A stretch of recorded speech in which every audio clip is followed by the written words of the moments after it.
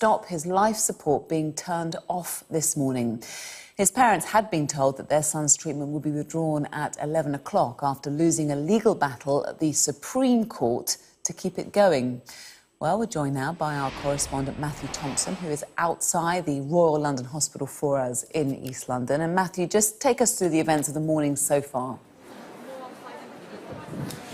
Yes, we really are reaching the final stages of Archie's family's legal fight. There was a 9 o'clock deadline this morning for them to submit a last-minute application to the European Court of Human Rights. We now understand that that application has been submitted on time. And the family have also told us this morning that they're now considering options that would involve taking Archie abroad, possibly to Japan or Turkey, for treatment. We're expecting to hear directly from Archie's mum, Holly Dance, in the next few minutes. But here's what she told Sky News yesterday, responding to the Court of Appeal judgment.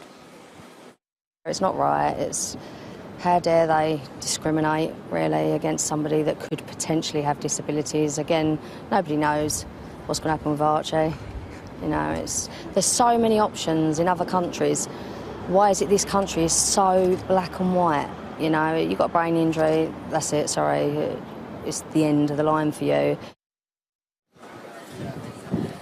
Essentially what's brought us to this point is that a succession of British courts, the High Court, the Court of Appeal, the Supreme Court, have ruled that it's not in Archie's best interests for the treatment here at the Royal London Hospital to continue. He's only being kept alive. The medical evidence, they said, suggests by 17 interventions, and that it's not in his interests to prolong the inevitable. So the ECHR is really the last legal stage that the family can apply to. But I have to say that legal opinion suggests that it's unlikely that application will succeed. If you remember back in 2017, in similarly tragic circumstances in the case of Charlie Gard, the ECHR refused an application. It basically said that it wasn't its place to intervene and to substitute itself for the relevant legal authorities. Now, clearly we shouldn't prejudge the verdict of a court, the ECHR, in this a separate case, but I think the least we can say at this point is that the weight of legal precedent isn't in Archie's family's favour.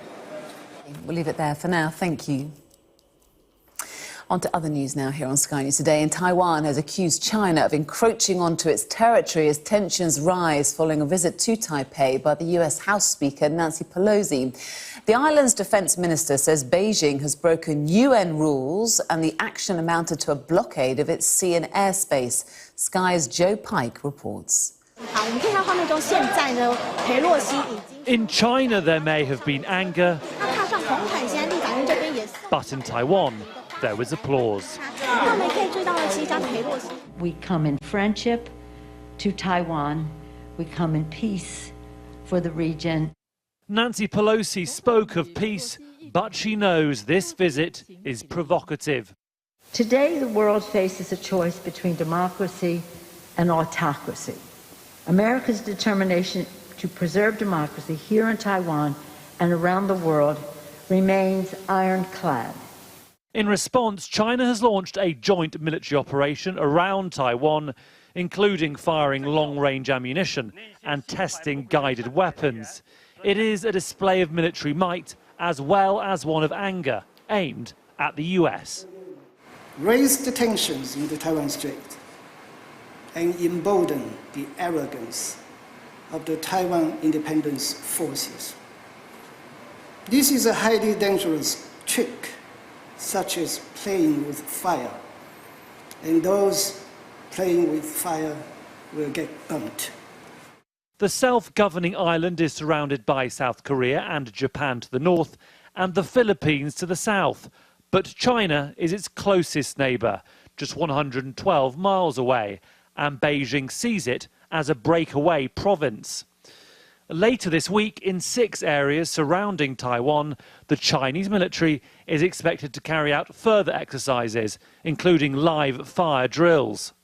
By the time this became a topic as to whether she should go or not, it was already too late, knowing the speaker, to persuade her otherwise. And it probably wasn't in our interest at that point to let China talk us out of it, even if maybe it would have been better that she not go at all in the first place.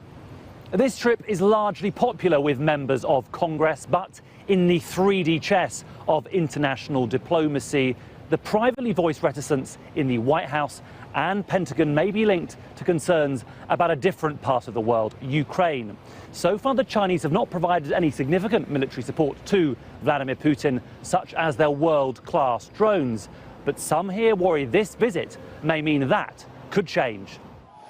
The Taiwanese government will be delighted these pictures are being beamed around the world, even with the greater risk of escalation and confrontation. Joe Pike, Sky News, Washington. Well, joining us now from Taipei in Taiwan is James Chater. He is a journalist at Taiwan Plus. James, welcome to Sky News. It's a flying visit. We're expecting Nancy Pelosi to be departing any minute now, back to the United States, well, on her trip, I should say, around Asia. What kind of impact has her visit had in Taiwan? Yeah, as you just mentioned, we're now seeing pictures of Nancy Pelosi preparing to leave from Taipei's Songshan Airport, which is right in the heart of the city. She's expected to go on to South Korea and Japan, where she'll hold similar high-level meetings. The focus of those meetings, I imagine, will be similar to the meetings that she's held in Taiwan, now in Singapore and Malaysia as well, which was to focus on mutual security, economic partnership, and democratic governance in the region. On the significance of this trip, as you mentioned, this trip has been less than 24 hours. It's been a flying visit, but I think the reverberations and the impact of this trip are going to be felt for a long time. Just to reiterate why this is such a pivotal moment for US, Taiwan, and China relations. There hasn't been a US House Speaker visit Taiwan in a quarter of a century. That's because China invades against any kind of foreign government's engagement with Taiwan, because they view Taiwan as part of its sovereign territory. Pelosi, while she was here, said she wanted to make unequivocally clear that the US supported Taiwan and its democracy, and that now more than ever, in the face of kind of growing authoritarianism from China, that America needed to support Taiwan. The hope for Taiwan, but I think the worry for Beijing going forward, is that Pelosi's visit is going to kind of open space for other governments to expand their own engagement with Taiwan, which is a country that is so often ostracized from the international community. OK, James, we'll leave it there. Thank you very much, James Chater, there live from Taipei for us. Well, back home now, and households in Kent and Sussex will not be able to use hosepipes or sprinklers from Friday the 12th of August. South East Water says the demand for water this summer has broken all previous records, including during the heat of the COVID lockdown. Well, a hosepipe ban came into force on the Isle of Man on the 29th of July to allow water stocks to recover after a prolonged period of dry weather. Manx Utilities said water stocks had fallen to about 70% of capacity. Starting this Friday, Southern Water will impose a hosepipe ban throughout Hampshire and also the Isle of Wight. And today, South East Water have announced a hosepipe ban for customers in Kent and also Sussex. The supplier says it's introducing the measure next Friday, that's the 12th of August, so there's enough water for essential use. Well, you can scan the QR code on your screen right now and listen to the latest edition of the Sky News Daily podcast. Today, our correspondent Charlotte Lomas is looking at how prepared the UK is for drought and how we can all reduce our water's usage. You can listen and subscribe to the Daily for free wherever you get your podcasts. The process of choosing the next Conservative leader and, of course, Prime Minister has been delayed after the National Cyber Security Centre, which is part of GCHQ, warned that hackers could compromise the vote. The latest poll puts Liz Truss well ahead of Rishi Sunak when it comes to support from party members, whose votes will decide the contest. Well, the YouGov poll of Conservative Party members suggests 60% of those surveyed intend to vote for Liz Truss, with support for Rishi Sunak dropping to 26%. That gives Ms Truss a 34-point lead. Let's go live now to our Westminster studios and speak to our political correspondent, Amanda Akas. Hi there, Amanda. So a little bit more technical, or a little bit more cybersecurity in terms of these ballot boxes being sent out. Have they been sent out yet? Well, the latest we have from Conservative Party headquarters is that they have written a letter to their members telling them that their ballots are now on the way, although it's not quite clear how quickly they're expecting to receive them, because they've told members that they should only get worried if they haven't seen them by August the 11th. And indeed, as you say, as if this contest wasn't dramatic enough already, the whole way it's being run is now being changed as a result of this threat from cyber hackers. Plans for them to be able to change their votes online after they first decided between the candidates, which Rishi Sunak's team had been hoping might be able to give him a bit more of a time to try and catch up with Liz Truss, a front-runner, have now been dropped. The Tory party say they decided to tighten up security after conversations with the National Cyber Security Centre, which is part of GCHQ. Members have been sent this letter telling them what the process is now. We don't know about any specific threats, but obviously in the past, China, Russia, Iran have all been involved in trying to interfere with overseas elections in the past. Now, as for the candidates themselves, well, both of them will be appearing at hustings later in Cardiff. Liz Truss has had a fairly bruising 24 hours after that rather awkward U-turn on her policy to introduce regional pay boards, which she said would save £8.8 billion as part of what she dubbed her war on Whitehall waste, by cutting the future pay given to public sector workers outside of London and the South East. Obviously, yesterday morning we were talking about the fact that many Conservative MPs were very concerned about the impact this would have on the levelling up agenda, particularly during a cost of living crisis. And then yesterday lunchtime she announced she'd dropped the policy. Earlier we heard from David Davis, who is a supporter of Rishi Sunak, who said the whole process yesterday really calls her judgment into question, and he's hoping that the delay on the ballots might actually enable Tory members to take another look at Mr Sunak instead. This is a dress rehearsal for being a Prime Minister, right? You can't afford to make those sorts of judgmental errors. And I think that's one of the reasons I think it's actually going to turn out to be good that the polling is delayed slightly by a week, because people have more time to see with both candidates, you know, whether they think their judgment is good, whether they think their instincts are good. And that, I think, will favour my candidate. Now, we also heard from Brandon Lewis, who is a supporter of Liz Truss. He hit back at this, suggesting the other side had also been forced to change course over various policies, and saying that he believes Conservative Party members will be drawn to her desire to make savings in terms of public sector spending, all as part of her broader desire to eventually cut taxes. Every penny that government spends is taxpayers' money. We need to make sure we spend that efficiently and effectively. What was outlined there was what you could save if you were doing this across the board. But that was never the case. And Liz was actually really clear about this yesterday herself. This was about actually looking at what you could do with new people coming into civil service. But she's been clear, we're not going to do that. She's not taking that part of it forward. What she wants to focus on, though, is dealing with Whitehall waste as part of getting economic growth, which means we can actually reduce taxes, put more money in people's pockets and deliver for people across the country. Now, that poll from YouGov, which puts her at 60%, 34 points ahead of Rishi Sunak on 26%, has obviously buoyed up her team. It's really a substantial lead over the former Chancellor, which has increased since the last polling that was carried out a few weeks ago. And also that was carried out before yesterday's event. So, of course, Rishi Sunak's team will be hoping that that's had an impact. But perhaps in further gloomy news for the former Chancellor, the polling also suggested that 9 out of 10 of the Tory members they spoke to had already made up their mind who they're going to vote for. OK, Amanda, thank you very much for wrapping that up for us. And, of course, a reminder that tomorrow night Rishi Sunak and Liz Truss will both be taking part in a special programme, The Battle for Number 10, right here on Sky News.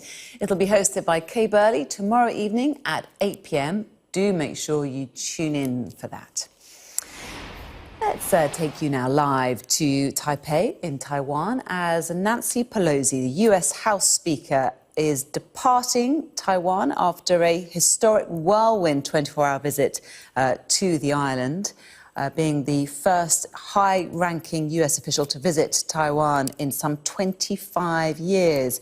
Lots of statements coming out, as you can imagine, from her visit to Taiwan. There she is, white suit and mask on, in the glaring sunshine, just saying goodbye to some of the officials there. She makes her way onto the aeroplane. She continues her tour of Southeast Asia, stopping for some quick last-minute photographs. And as you can imagine, saying that the world faces a choice between democracy and autocracy. As I was saying, she is the highest-ranking US official to visit in some 25 years, hailing the self-ruled island as one of the freest societies in the world, and also going as far as pledging American solidarity with Taiwan, meeting the Taiwanese President Tsai Ing-wen during the course of her visit.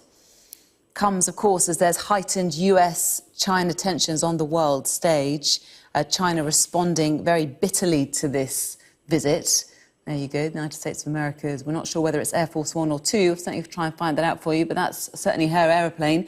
China responding viciously with live fire drills last night around the island of Taipei. And now we're going to move to East London, where Holly Dance is speaking, the mother of Archie. We're just waiting now for them to get back to us. I'm hoping that they step in and give Archie a right to live. I think that he deserves that. We've got 2 other countries have come forward and they've offered Archie treatment. If this country can't treat him, or they're not willing to treat him, where is the harm in allowing him to go to another country? You know, we need to advance like medical technology, I think, or like medicines, and what better way to allow Archie to go to see if this can actually be done.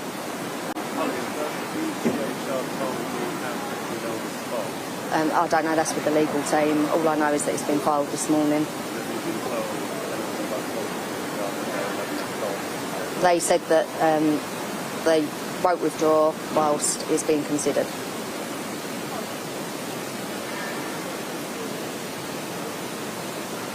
Sorry?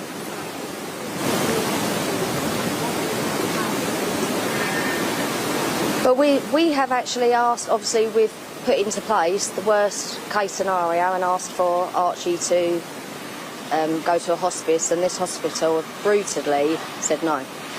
So the courts are going on and really focusing in on the word dignity.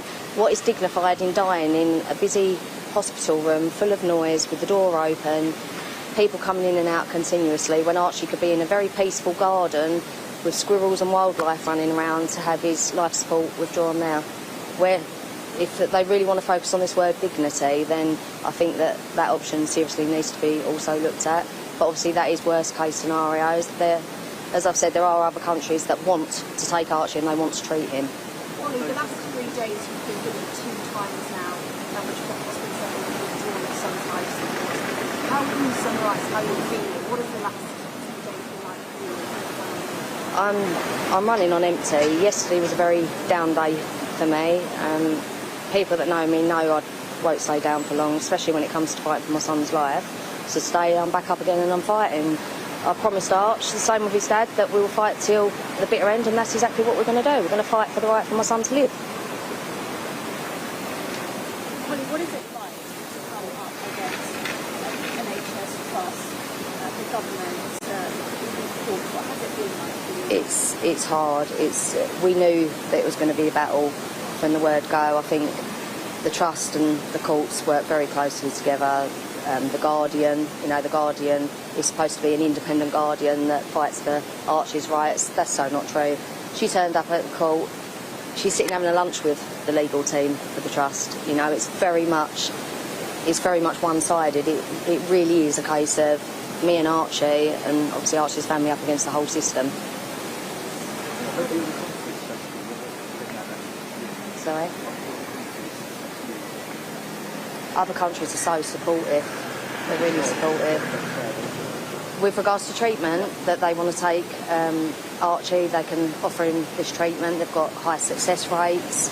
And I personally don't see the harm. If they can offer the slightest bit of hope, God forbid that hope goes wrong, it will move forward with and more advanced in, obviously, medical like medical advance, you know. It's why not give him that chance? Why is it so cut and shut? He has to die in this country because this country don't want to treat him no more. There's other countries that want to treat him, and I think that he should be allowed to go. Tokyo, Italy.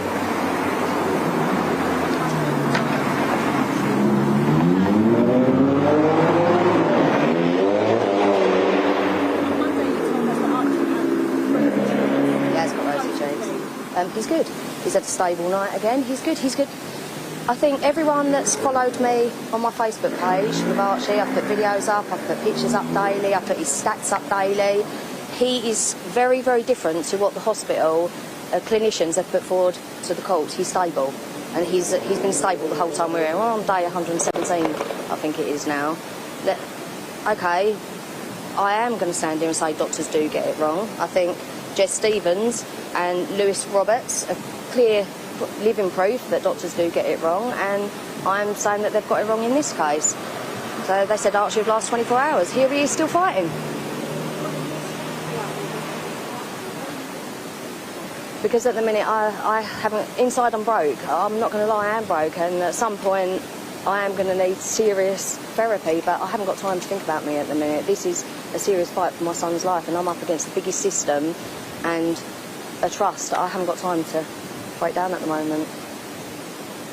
What's the relationship been like between yourself and the doctors and nurses? We've heard about the breakdown in communication. We're very down in the relationship. What's it actually like in the hospital room? It's really hard. I feel for the nurses because it is causing a lot of tension. It was said in court that our nurses are so distressed they've had to take time off. No, the nurses have actually been on holidays. I can give you a list of what nurses, obviously not mentioning names, what holidays they've been. They've all come back with their nice tan. So again, total misleading to what's been put across to the courts. But the nurses that work with Archie, you know, the relationship's good with us and Archie. They're there to do their job and they're doing an amazing job. The clinicians, not so good. There is one clinician that I suppose I am on good terms with, but with regards to anything else, no, it's not good. It's totally broken down. Okay.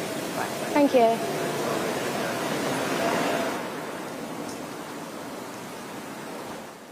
So powerful words there from Holly Dance, the mum of 12-year-old Archie Battersby, outside, of course, the Royal London Hospital in East London, where Archie is currently being treated.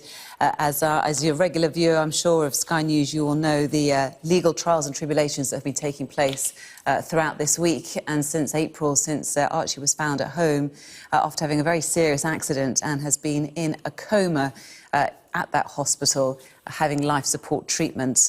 Doctors saying his brainstem dead and that treatment now needs to end. And as I'm sure you've been following the story, will know that Holly Dance and her partner, I should say, or former partner, but father to Archie Battersby, Paul Battersby, have been fighting every possible way they can to get that the treatment to be continued. Well, let's speak now to our correspondent Matthew Thompson, who's just getting his microphone back on so he can come and talk to us. We know that they basically have one final legal leg, if you like, and that is making an injunction or a submission to the European Court of Human Rights this morning. The Royal London Hospital in East London giving them until 9 o'clock to do so. The hospital telling them last night, the family of Archie Battersby last night, that they will begin the process of withdrawing life support for Archie at 11 o'clock today unless they managed to get that 9 o'clock deadline. We don't know what's happening on that now, but we do know that Archie's mum and dad and their legal team did manage to get that application to the European Court of Human Rights this morning. So we're now waiting to see what happens legally. Matthew Thompson, our correspondent, outside that hospital for us now. And it's always very tough, Matthew, isn't it, to listen to Archie's mum and dad. And it's an incredibly difficult situation for them, whichever way you want to look at this. And her just giving us an update on how Archie is overnight, saying that he's stable overnight. And, of course, the latest and probably the last legal stance they can take in trying to stop doctors withdrawing medical treatment or life support treatment for Archie later on today. Yes, I mean, you heard Holly Dance there say, didn't you, that she was broken and that she didn't really have time to think about how she was feeling because she was in a fight for her son's life, but she thinks at some point she'll need extensive therapy. It's hard to imagine what the family is going through at the moment. They also interestingly raised a couple of cases, the likes of Lewis Roberts, who in a couple of years ago was in an accident, pronounced brainstem dead, and then before his life support was switched off, began to breathe by himself. So they're clearly looking around for cases that show that there is some hope left, and you can understand why at this time the family want to have hope. In terms of the legal situation, you heard her say there that they have submitted that application, last-minute application to the European Court of Human Rights. The deadline for that was 9 o'clock, but Holly Dance unable to say exactly how long they expect that process to take. I mean, it's possible that her legal team will update us with more on that later in the day. The timeline for having Archie's life support withdrawn was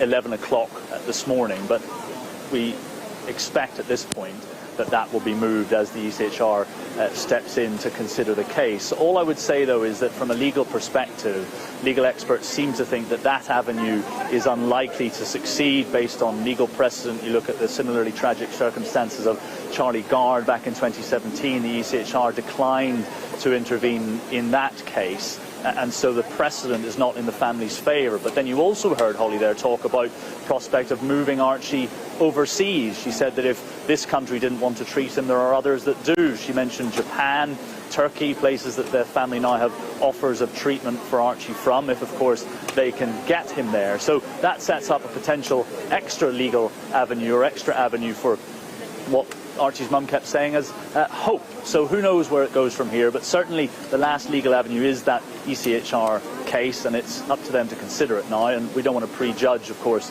the verdict in a separate case from the ECHR, but all we can say is that the legal precedent is not exactly in Archie's family's favour.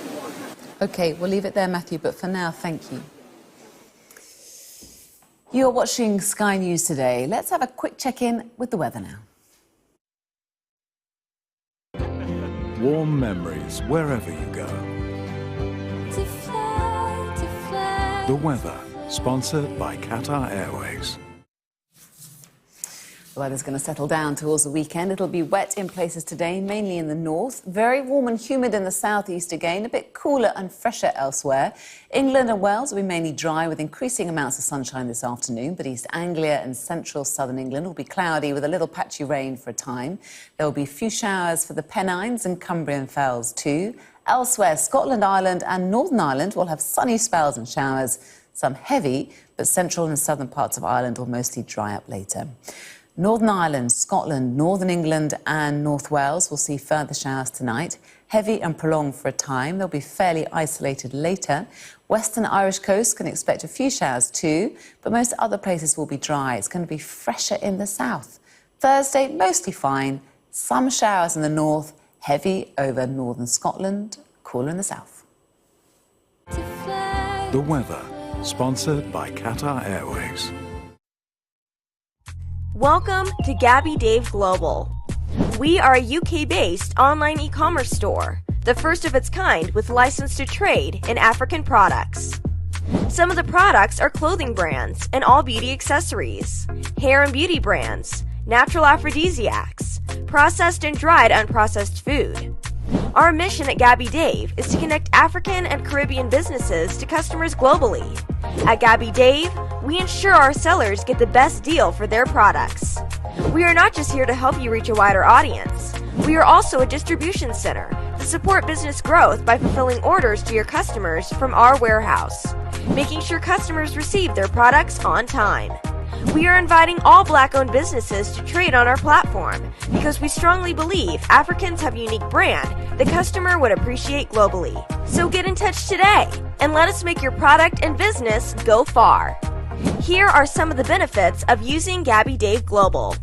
User-friendly platform, track your shipment, online support, transparent process, multiple SKUs, multiple products, a platform that encourages manufacturers as well as traders. Our marketing and PR interventions amplifies yours. Organized products and categories for easy access and navigation. Access to global community, especially within UK and Europe. and the host of your weekly business show, BB Means Business. The show where we discuss everything you ever wanted to know about business, but you were afraid to ask.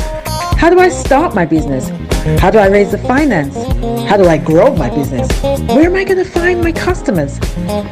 Join me every Tuesday at 1:30 p.m. on Starr Radio UK to get all the information and tips that you need to become a successful entrepreneur and become financially free. Remember, don't let life dictate to you. Rather, put your signature on life.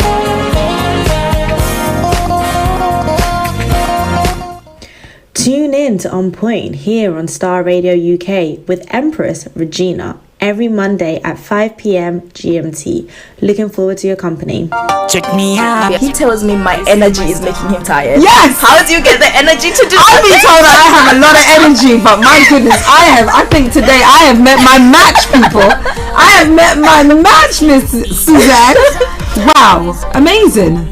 One of the things that's the start of the darkness. The whole of darkness. So what did that myself and the world will adjust.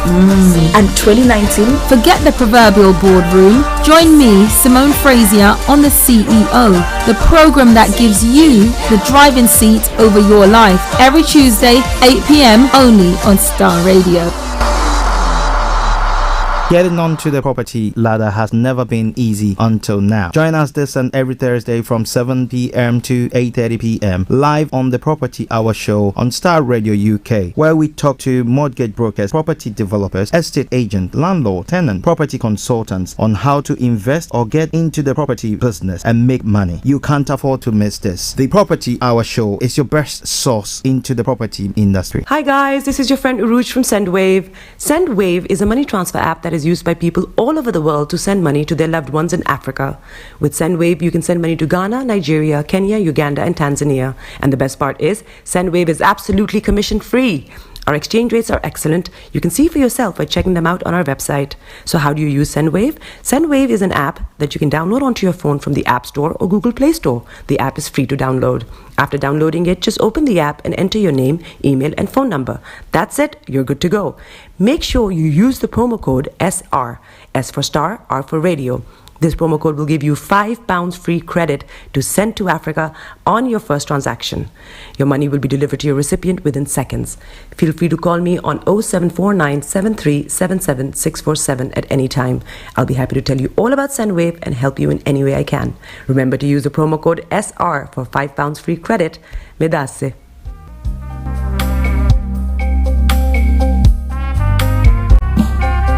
Are you looking for the fastest, reliable, and trustworthy door-to-door shipment company? Well, look no further. When was the last time your family received a shipment back in Ghana on time and in time? You are not sure? Well, Lamb Shippers, we pride ourselves with being the fastest, reliable, and trustworthy shippers you can use. You are assured of a prompt pickup anywhere in the UK by our personnel. They also make sure your items are well packaged to get to its destination in time. When it comes to door-to-door shipment, look no further.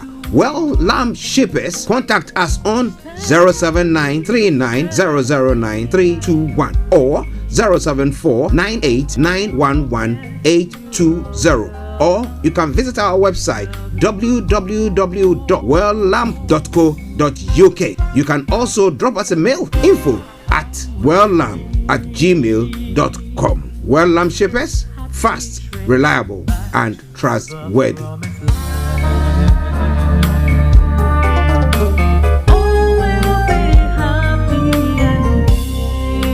Hi there. Are you dreaming of owning your own house in Ghana? Then you will need a well-documented piece of land that is free from troubles. I highly recommend My Africa Property for any size of land that you will need.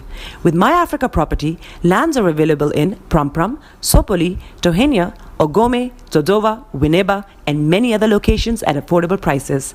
These locations are about an hour away from the airport, only 35 minutes from the motorway, 10 minutes drive from Central University College, 10 minutes drive to the beach, and close to Pram Senior High School and Ghana Men's Soccer Center of Excellence. For more details, visit our website www.myafricaproperty.com or call our UK office on 0208 123 2523.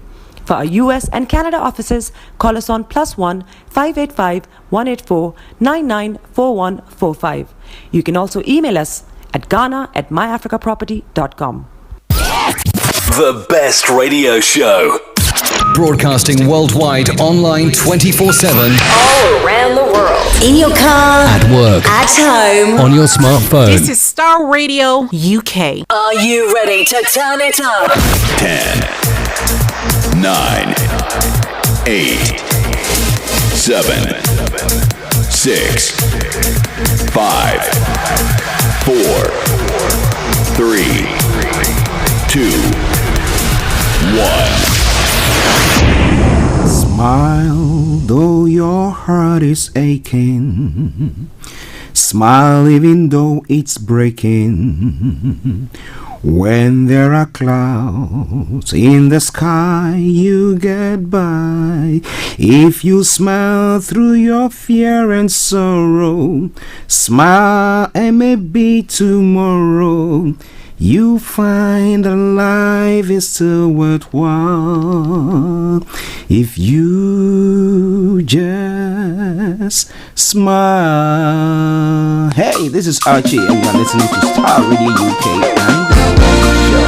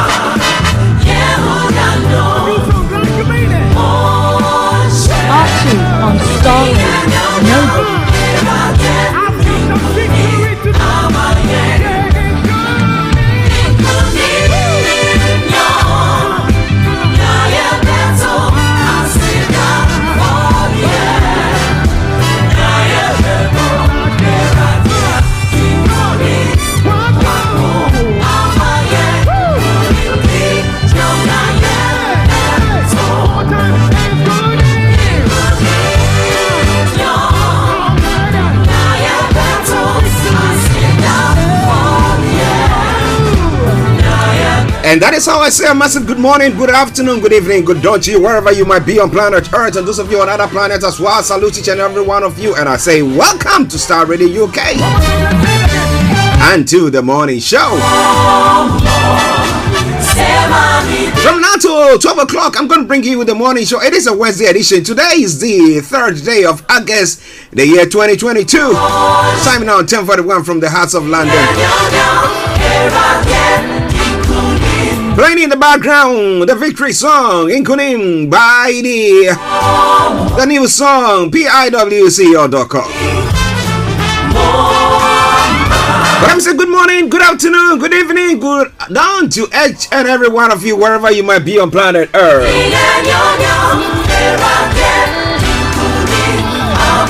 And thank you for joining us once again.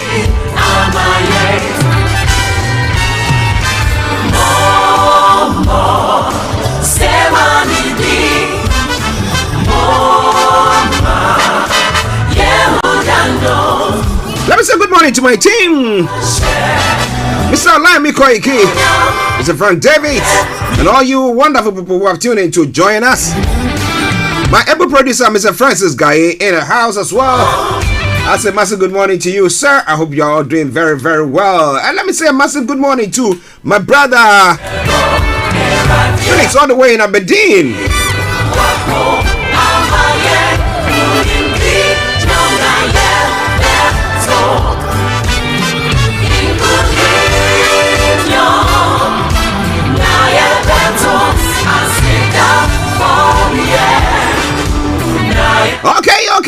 Okay. Enjoy that music in the background. But I'm saying good morning to my sister Delta, Pastor Emmanuel Chidi, and as many of you who have joined us on the Facebook. As I said, we're transmitting on the Archie on Facebook at the moment. Why do me a massive favor, share the broadcast with your friends and loved ones. Let me say good morning to Shegun Solomon. Good morning to you. I hope you are doing very, very well. Well, the Wednesday edition of the morning show.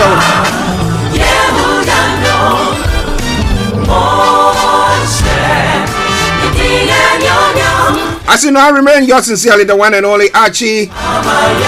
Because on Wednesdays we are pressed with time, we will crash on and just make sure that we will just bring you everything that you need to know. As I say, from archaeology to zoology, from Accra to Zanzibar, making the headlines. Why not? I'm going to touch on it. But I'm saying morning to all our listeners in the Americas, those of you in the Europe, those of you in Asia, those of you in Australia, and those of you on the African continent as well. I salute you. Subscribe to our pages, those of you on the YouTube as well. To the honorable, the one and only Sir Moses Olariran. Yes, it's an archipelago. And it's a Papa. It's another day. Yes, may God bless you all. Keep your comments coming through, and I promise you one thing for sure, that I'm going to make sure I touch on all of them or read all of them out to you. But to our worldwide listeners, okie dokie do, let's crack on.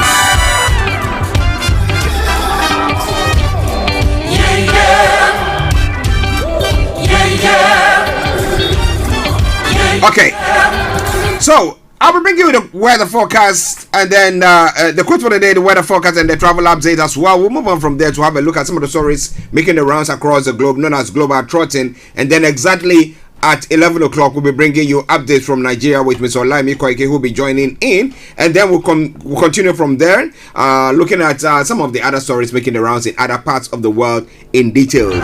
But the lines will be open at 11:30 for you to add your voice to the discussions. We'll continue from there, and then exactly at 12 o'clock, we'll take you to Holy Root. Okay. So in a gist, that's what we're going to be doing today. So wherever you are, don't touch the dial. Continue to enjoy the show. I am Archie, and I'm here in the helm of affairs, and I'm going to make sure that you enjoy everything from archaeology to zoology, from Accra to Zanzibar. If it's making headlines, why not? I promise you, I'm going to touch on that. Glory, do what now, say what now, victory from the Lord. Do Well, the quote for the day says, there is always a price to greatness and success, and those who embrace it and are open to new ideas and alternative perspectives find better ways of addressing an issue, thereby leading to success. Well, so you have to press, you have to push on, because, well, to get success, you have to actually push a bit harder than everyone is doing. All right, then, moving on straight to the travel updates and the weather forecast for you as well. Wow, it is cloudy out there, but hey, I can tell you one thing for sure, that it's not cold. It is warm. But it's this afternoon we'll tend to see patchy cloud clear to leave plenty of sunshine for the rest of the day, and just the odd light patch of cloud around staying dry, and it will be a warm afternoon. Now this evening will be dry with just a few patches of cloud as well lingering in places overnight, and the cloud will clear, leaving behind clear skies, a cooler night than before. So you are rest assured of sleeping well. Now when it comes to the temperature, 28 degrees is the tops, and the lowest is going to be 15 degrees. Pollen level is going to be moderate, UV level moderate, and pollution low.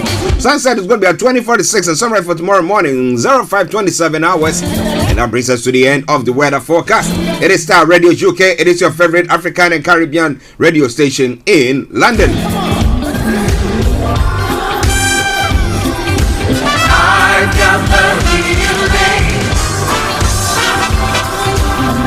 Okay, we take a quick commercial break, and once we come back, I'll bring you the travel update. Stay tuned and don't you go away. It is Star Radio UK. It is your favorite African and Caribbean radio station in London. Hi everyone, it's your girl BB Clement, the author of How to Go From Employee to Entrepreneur, and the host of your weekly business show, BB Means Business, the show where we discuss everything you ever wanted to know about business, but you were afraid to ask. How do I start my business? How do I raise the finance? How do I grow my business? Where am I going to find my customers? Join me every Tuesday at 1:30 p.m. on Star Radio UK to get all the information and tips that you need to become a successful entrepreneur and become financially free. Remember, don't let life dictate to you. Rather, put your signature on life.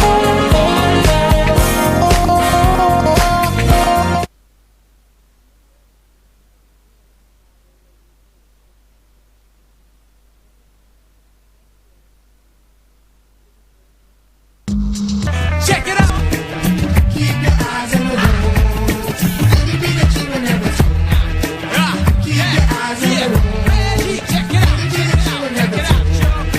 This is Starr Radio UK.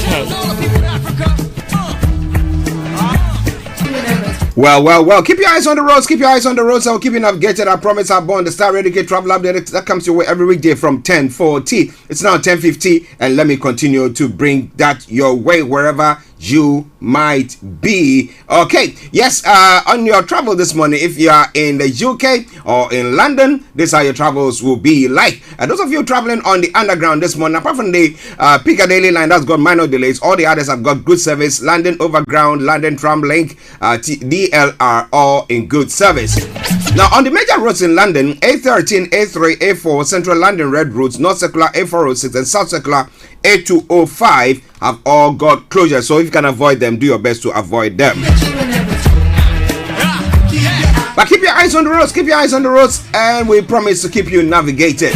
Now, moving on to the riverbank this morning, apart from the Woolwich Ferry that is suspended, all the others have got good service. Now, let's move on to the final segment of the travel update. That's the National Rail. On the National Rail, Charlton Railways and First Transparent Express have all got special service. That aside, Cross Country, Great Western Railway, Great Anglia, and Northern Rail have all got minor delays. And let me say it once again. Good morning, good afternoon, good evening, good dawn to you, wherever you might be on planet Earth. Enjoy your comment for today, but you know what? Continue to keep those eyes on the road.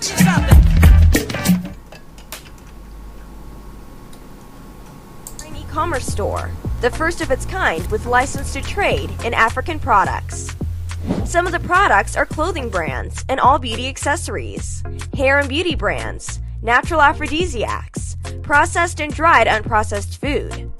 Our mission at Gabby Dave is to connect African and Caribbean businesses to customers globally. At Gabby Dave, we ensure our sellers get the best deal for their products. We are not just here to help you reach a wider audience. We are also a distribution center to support business growth by fulfilling orders to your customers from our warehouse, making sure customers receive their products on time.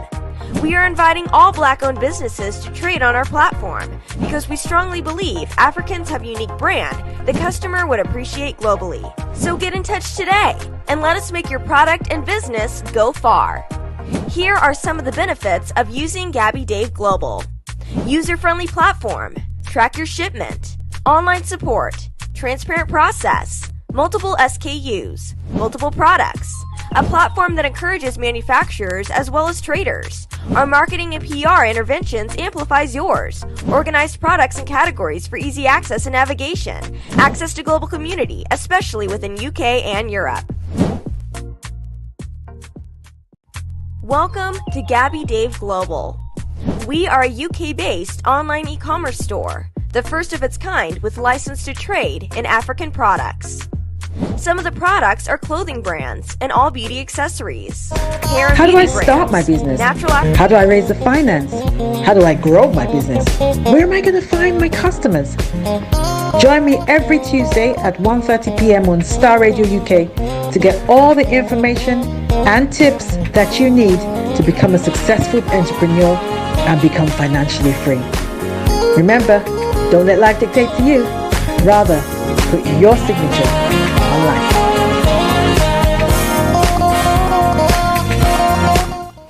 Tune in to On Point here on Starr Radio UK with Empress Regina every Monday at 5 p.m. GMT. Looking forward to your company. Check me out. He tells me my energy is making him tired. Yes! How do you get the energy to do I've been told that I have a lot of energy, but my goodness, I think today I have met my match, people. I have met my match, Miss Suzanne. Wow, amazing. One of the things that's the start of the darkness. The whole of darkness. So what did that Myself and the world will adjust. And 2019. Forget the proverbial boardroom. Join me, Simone Frazier, on the CEO, the program that gives you the driving seat over your life. Every Tuesday, 8 p.m. only on Starr Radio.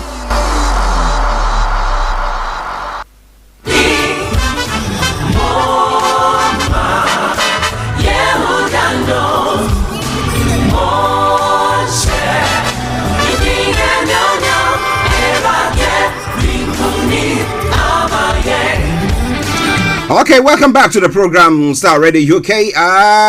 Don't you worry, some technical hitch is going on, but hey, the technical team are working assiduously on it to make sure that they deliver on their promise of bringing you everything that you need to know.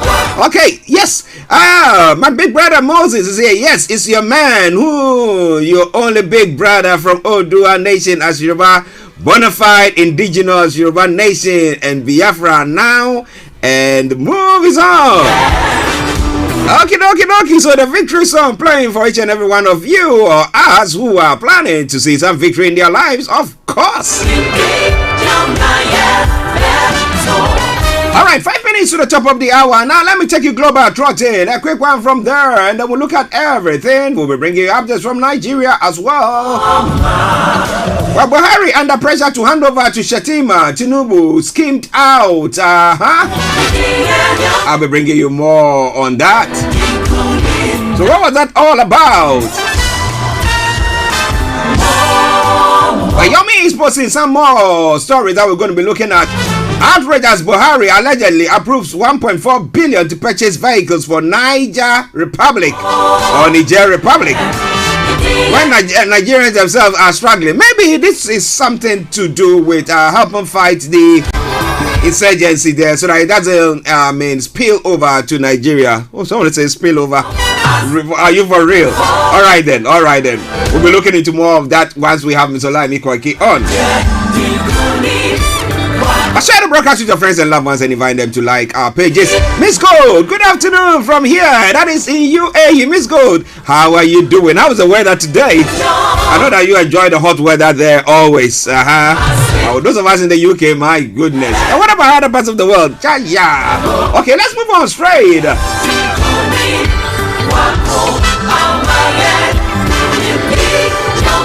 Well, in Ghana, Onyanuga to sit on Tuesdays too, so he can dispose of Oponi Agongo case before retiring. Now the man is supposed to go on retirement, but they say, you know what, stay in power and make sure that you see to adjudicate that case before you leave. But well, and some other story as well. Oh, Miss Gold says it's a bit cooler. Yes, I love that. Yes, Miss Gold, thank you. Now, Sam from Ghana, 2025 election will be bloody. Jubilee House could be attacked. Owusu Bempah prophesizes. What kind of prophecy is that? Now, when some people say that, well, they weren't going to agree to whatever is happening, they have the fact or the view that, well, there could be a coup d'etat because of unrest and uncertainties in the country, they were apprehended. Now, what about him? What is going to happen to him? He says it's going to be bloody. What is going to be bloody about that? Well, it's All Star Radio UK, your favorite African and Caribbean radio station in London. I bet if it's this part of the world, the secret services will be calling him, or security agencies will be calling him for him to give them some insight into what he's seen or what he says he has seen. And it's all coming away from Star Radio UK.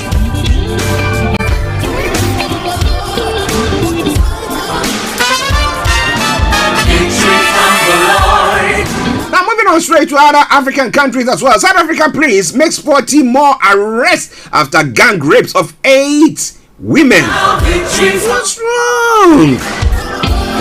Now, say what now? Victory from the Lord. Now, say well, the president of Ghana has been making some noise over the weekend, and well, I seem not to have touched on that, but let me quickly bring that your way. The president of Ghana, Nana Addo Dankwa Akufo-Addo, has called for slavery reparations to Africa and the African diaspora. Speaking at the Reparation and Racial Healing Summit on Monday, August 1, President Akufo-Addo said this reparation were long overdue and needed to be intensified. And I've been saying this all the time when I sit here. I tell you that, well, what happened in the Second World War, see the reparation that have been paid to, the Jewish communities that were affected by that. But it looks like when it comes to the blacks, oh, forget about it. 20 million people were shipped out. What happened to them? Well. It is all coming away from Star Radio UK, your favorite African and Caribbean radio station in London.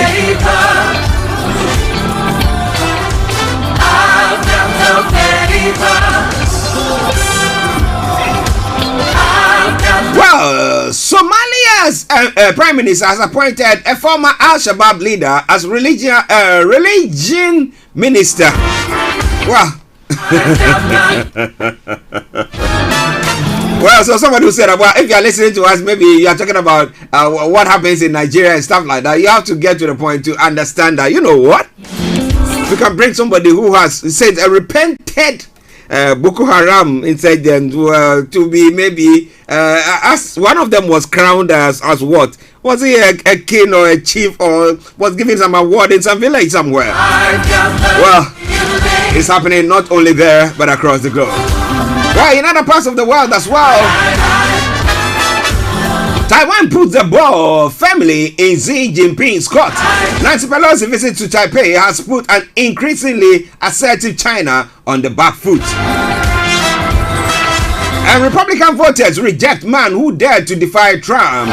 Rusty Bowers, who testified against Donald Trump in June, loses to an ally of the ex-president. We know that they're going to be doing that.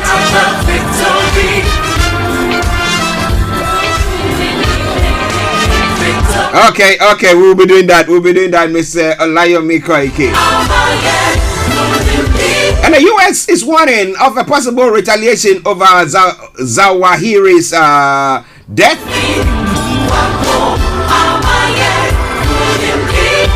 A Ukraine grain ship has reached Turkish waters.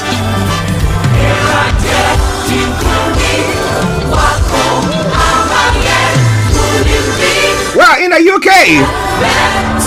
Okay. In the UK as well, Archie's parent take case to European court. The 12-year-old life support is due to be withdrawn today or this morning by 11 o'clock. So if anything, but they filed another opposition to the European court. So we hope to see what is going to happen. They're saying that, well, there is a tendency that they could take the boy outside the country to either Turkey or to Japan, where some people have, some experts have promised that they could give him the necessary help that he needs. And security fears delay Tory leadership ballot paper.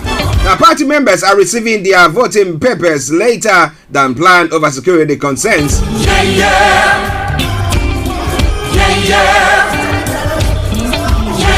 Well, this and a lot more going to be coming your way from Starr Radio UK.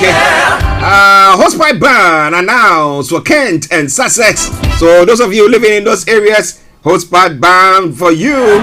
Don't go washing your car. Don't go watering your garden. Okay. So I've been to this driest, the driest July that we've ever had. Well, it is Starr Radio UK. Just stay tuned. We'll be having Mr. Olayomi joining us in a moment. But let's try to see whether we can do some adjustment to some of the broadcasts that we're doing. So stay tuned. Don't you go away. Starr Radio UK, your favorite African and Caribbean radio station in London. Let's see whether this song will come out clearly than the others have been.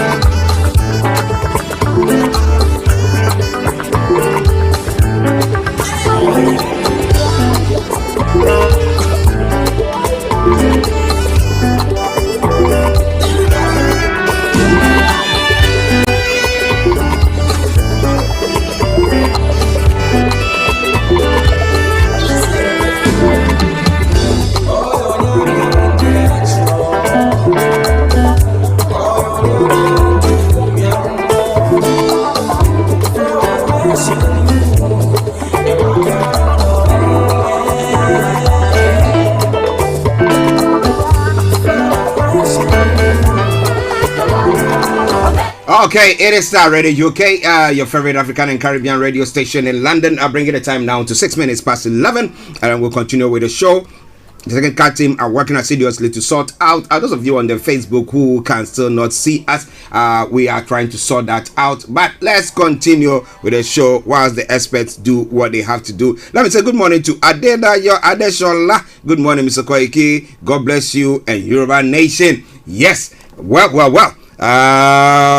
It is gone 6 minutes past 11, and that means that we have the one and only and still the reigning champion when it comes to everything pertaining to Nigeria, Mr. Olayomi Koiki, who has joined in. And let me say good morning to you, Yomi. Well, a very good morning to you back in the studio, Mr. Archie. Good morning to all our listeners from around the globe, and let us say welcome once again to the 3rd of August 2022 as we go into the update coming from Nigeria again this morning. Yes, listeners, Mr. Olayomi Koiki, for you, we apologize for those of you who can't see us on the Facebook. We're doing our best to, the technical team are doing their best to sort that out. But let's continue whilst the program or they try to sort those issues out for us. How are you doing, Yomi? Well, it's been very good, and it's good to be back again, this morning, the Wednesday edition, and, as we look forward to Niger Voices as well later on in the evening, and I'll be telling us what we're going to be discussing later on in the due course. Yes. Those of you who missed out Niger Voices and the past few days or weeks, it's back this evening, so make sure you continue with Mr. Olayomi Koiki. Now, Yomi, let's go to the train attack. I mean, we know that we suffered something out of that, but it is good because we are putting everything across. But the question is, it said the terror attack and the NRC has suspended Lagos Kano Ajaokuta train services. Is it all because of the attacks like the one that took place on the Kaduna train? Well, we've got to remember that the only way in every part of the globe to move your citizen is to have a very good road network, or you have the rail network or the air. But as we do know, there is a train services that operate in Nigeria in a very, very minimal way. But what has actually happened is in the last month and years, there have been a kind of more terrorist attack. And you're quite right, the Nigerian Railway Corporation have now had no other option to suspend the Lagos-Kano route and also the Ajaokuta train services. And the whole reason again is due to the fear of terrorist attack. Multiple sources in the Ministry of Transportation and the NRC confide that the train services would not resume until security along the Lagos-Kano route and the Ajaokuta train was guaranteed. It was also learned that the Nigerian Rail Corporation will also suspend the Ajaokuta station along Warri-Itakpe route because of the attack on some passengers by gunmen on this Monday. It was also gathered that the Lagos train services were suspended because of the high level of insecurity in Niger and Kaduna State. I'll be telling you the experience of a man that has just been released from the southwest of Nigeria yesterday, or Oyo State precisely, after spending 4 months in the captivity of the terrorists. 8 million was paid, 2 bags of rice was taken, and also a motorcycle was delivered. I'll be giving us a little bit inside of that because El Rufai, the governor of Kaduna State name, was mentioned while he was interviewed. He was able to understand Hausa and can speak it. At some point, his captives were speaking in Hausa, and El Rufai name was mentioned. Also, during that interview, which lasted about 30-something minutes, I watched it late last night, it shows that there is more danger, and like we also have been saying, there is compromise, because not too far from the cave that he was kept, there was a lot of security military checkpoint, and the wife delivered the money, but we'll come back to that later. Well, listeners, wonders will never stop happening when it comes to Africa, when it comes to Nigeria. Well, but interestingly, now that they are stopping this rail service due to attacks, which we agree.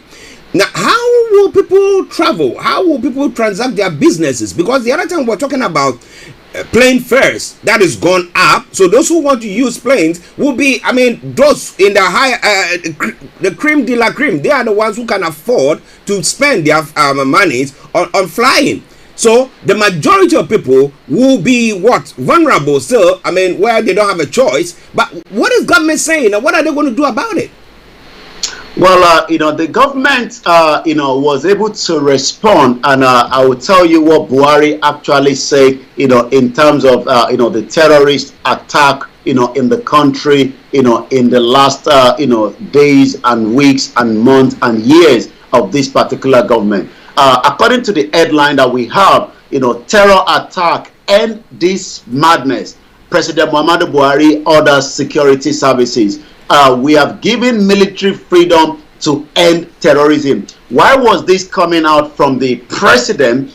There was, some engagement between the president and some foreign, diplomat in Abuja.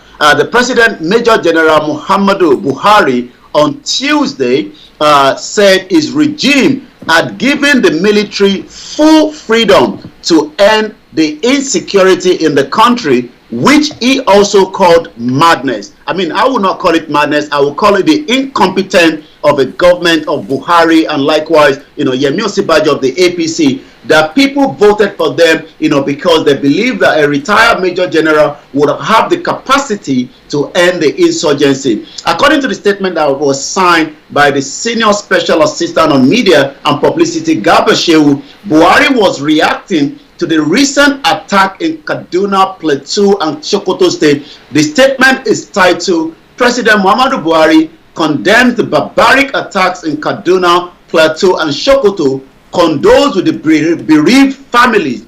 According to that, 50 persons were adopted by the terrorists in Damira, Birim, Gariwa local government area of Kaduna State only on Monday, just less than 72 hours or 48 hours ago, sending hundreds of dwellers out of the community. Remember, we said yesterday a woman died, also with a newborn baby because of fleeing of the terrorists. Like I said, after watching the video of this man that was captured, that was taken away for 4.5 months, with a ration of, a food for 5 people once a day throughout the 4.5 months, all he was eating was rice. And when the wife eventually delivered the money, on their way back, there was a military checkpoint, and the military was asking, if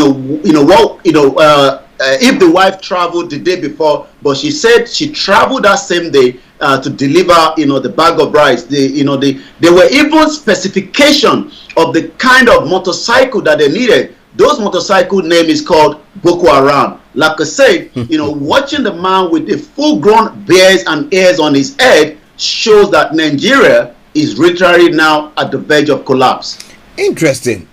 Now let's come to that story that you were talking about, the video that you did watch. It's last night pertaining to this person who, as wife, had to go and pay a ransom, and then he being released. We're working towards to bring up the picture of the young man as the technical team are working now. So we will get a picture of him and what it looks like after he was released. Like I said, it is a very terrible situation. He was not the only one that was, that was kidnapped. There were 18 of them in the passenger vehicle, and all the 18 eventually was kidnapped, including women. Though he did talk about that none of the women were raped, but each one had to pay a total lump of money before they could be released. He eventually spent 4.5 months in the captive somewhere in Kaduna, in one of the forests. The question then again is, do we still have a government in place that this morning President Muhammadu Buhari say this is madness? But like I said, we will see the young man whether this is real madness, because a lot of questions need to be asked. Now, I'm getting very, very worried with what is happening, because we are talking about it now. Can you just imagine we go to Nigeria, we want to travel maybe by road to go do something. Yes, listeners, this is a picture, and viewers, this is a picture of the gentleman that Mr. Olayomi is talking about, who was captured for 4 months, and the wife had to go and pay a ransom before his release. Yes, I'm going to be putting it. We're going to be having it on the screen. That is the young man there. I mean, look at the state. Look at the state of him. So if somebody is living in Nigeria and saying that, look, government set up, and the president is saying that we've given the what do you call them? We've given the military or the security agencies all the powers to do whatever. So what are they doing with all the power that has been given to them so far? What are they doing? That's the question. That's the question. That's why yesterday a statement came in where a gentleman was saying that, look, it is time that Nigerians now try to defend themselves like it's happening in the US. So that means you need to get your own gun, because if you are captured or your relation is captured and kept somewhere, you are the same person who will have to go and pay a ransom. Now, where do you get that money to pay that ransom? And if you are from a poor or a family, that means that you're going to be there for what? And what is going to happen to you? Miss Gold says, White Lion, good afternoon to you. Moyiwa Oshinuga says, good morning, everyone. And how was your night? Our night was good, but it wasn't good for some people who are still in Nigeria and other parts of the world. That's the sad story of it. But, so far, I do ask this question all the time. What are the opposition parties saying about the state of the security affairs in the country? Because in this part of the world, if anything of the sort is going on, you would have heard the Labour Party pushing and actually chasing the government, the ruling government, to an extent. But what is happening when it comes to Nigeria and the opposition parties pertaining to the insecurity? Well, the opposition party, as far as we're concerned, doesn't seem to be there. The opposition party as of now is the PDP. But the PDP have not really, been a kind of an opposition party itself, because, as much as you will expect, the bashing, the question asking, and why, we are where we are today, economic wise, the country is in a big, massive debt. Welfare is no longer available for millions of Nigerians. Education has been shut down. And there will also be an extension by ASU that released a statement in the last 48 hours of millions of Nigerians that are currently out of school. The NYSC is also advising some of their, the National Youth Service Corps, advising some of their, the corpers, to minimize their kind of traveling across Nigeria. Let me go back to this man that we're showing a picture, that you're looking at. He's from Oyo State in Ibadan. Is from Ibadan, which is Oyo State. Oyo State is the west capital, is in the southwest of Nigeria today. Oyo State, as it stands, is one of the biggest capital, when it comes to African country in terms of landmass. The question then is, this man was able to narrate quite a lot of things that I will expect that the investigation is to kick in. But as we do know, there is already a compromise within the military, within the DI, the intelligence and the DSS. He talked about that the terrorists look at the federal government as a joke. They had a radio that they listen to. They monitor what is happening on the social media. So they are actually sometimes not be listening to us. And most of the time that the military say, we have killed the terrorists, some of them are laughing in their cave, saying that the government is just a joke. El Rufai's name was also mentioned, during the interview. And as we have a lot of evidence already, remember that, the late Dr. Malafia Obadia told us that one of the present governor is also the leader of the Boko Haram. Like I said, after about over 300,000 people have watched this video, the question that we keep asking ourselves is, how did we get to where we are? But it is not a gimmick, and it is not, because there is also evidence that during the 2015 election of this present government, there was an arrangement to import influx of other people from Niger, Sahel, and Chad into the country, just to destabilize, the government should Jonathan refuse to give power back. And I'm going to be giving us, what was said by someone close to the political party, and I think I have that article with me right now. And it says, and I quote, how we brought in Fulani militia from Mali, Sierra Leone, Senegal, and others to win the 2015 general election, according to Kuwa Barija. Revelations have started to be made on how Nigeria got itself into the current high level of insecurity in the country. Abubakar Kawa Barija, a former chieftain of the ruling All Progressive Congress APC, on Monday traced the origin of the current insecurity in the country to the influx of Fulani from the neighboring countries like Sierra Leone, Mali, Senegal, Niger, Chad, brought into the country for election purpose in 2015. He said this in Ilorin, southwest of Nigeria, as part of his activities to mark 70th birthday anniversary. He also backed self-help initiative from the southwest governor, stating that response of Sunday Igboho to the X-Men menace were necessary, but it looks like the federal government was not happy with when Chief Sunday Adeyemo Igboho was literally running over, in terms of, the terrorists within the southwest, and eventually his house was invaded by the same government that brought in the same Fulani into the country in 2015 to destabilize the election. Now the problem is allowing the Fulani to go back. They've refused to go back. More Nigerians are being kidnapped. More of them are still being in the captivity as we speak right now. Yes, some of them have been released, like those in the 28th of March train attack. We had picture yesterday, about 5 people have been released, but we still have about 30 of them plus still with the captivity of the Fulani terrorists. The question is, how can we manage a country in this situation? That is the question millions of Nigerians are asking this morning. Well, listeners, if you are listening to us, we want to invite you tonight onto the Niger Voices, because Mr. Olayomi Koiki will be looking into details and some of these stories. Because I mean, you listen to it's scary.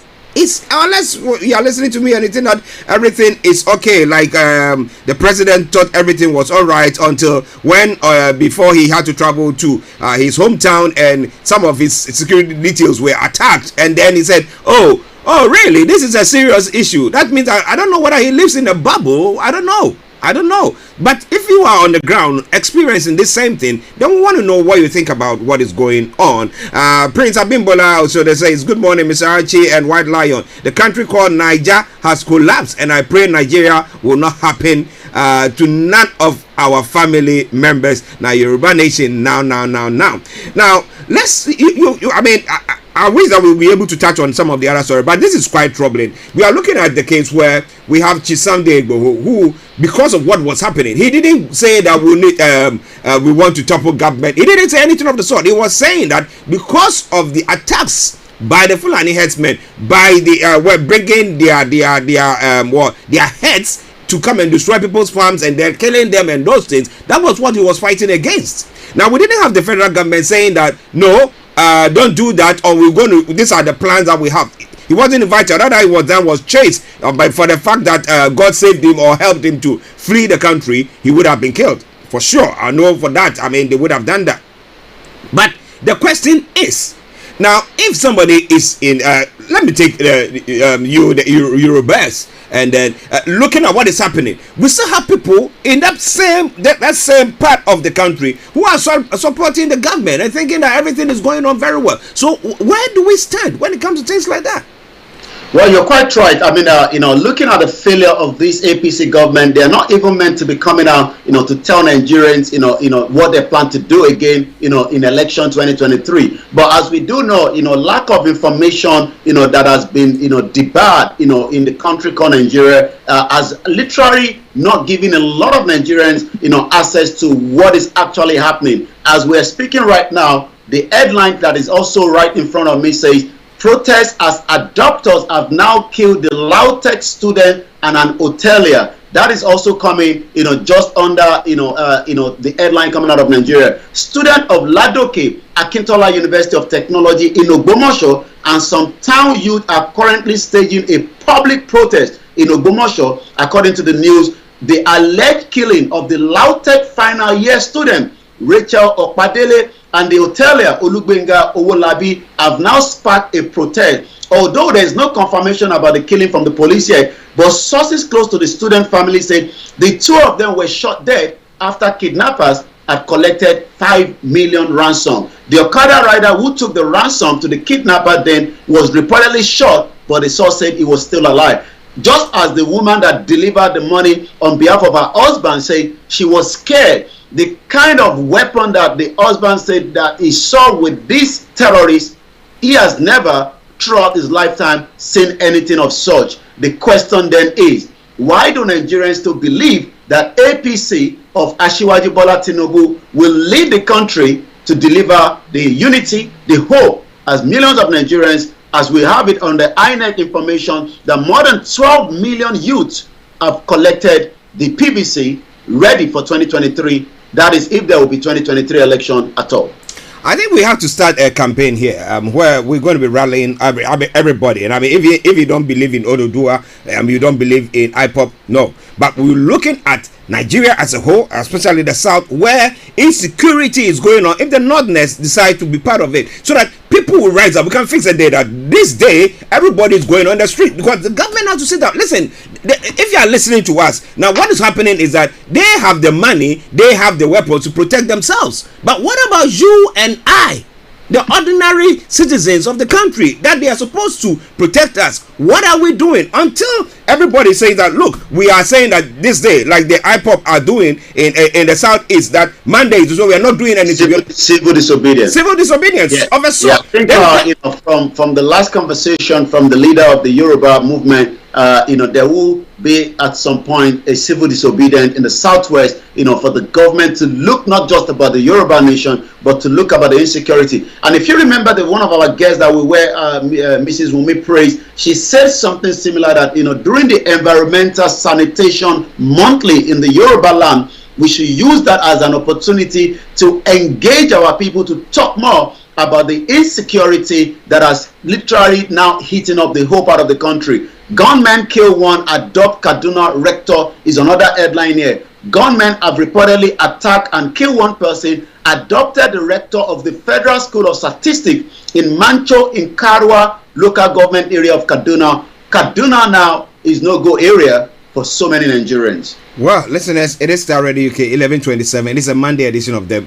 My apologies, the Wednesday edition of the morning show. You see, all this security issue just confusing me. Let me say good morning once again to Pastor Emmanuel Chidi and Mike Buedu. Thank you very much for joining us as well. And Taiwo Suleiman says, Mr. Koiki, Eku Ishe Odua. Agbewa o Yoruba nation now. I think I'm doing very well. My ordinary citizenship, I think I've gotten it. Yes. All right, then we'll go back to Yomi for him to bring us the rest of the stories making the rounds. Over to you, Yomi. There's a Wednesday edition, and we have to go to the PMQ at 12 o'clock, so we're just going to take it as quickly as possible. How rising diesel price will affect fish farmers, according to Obasanjo.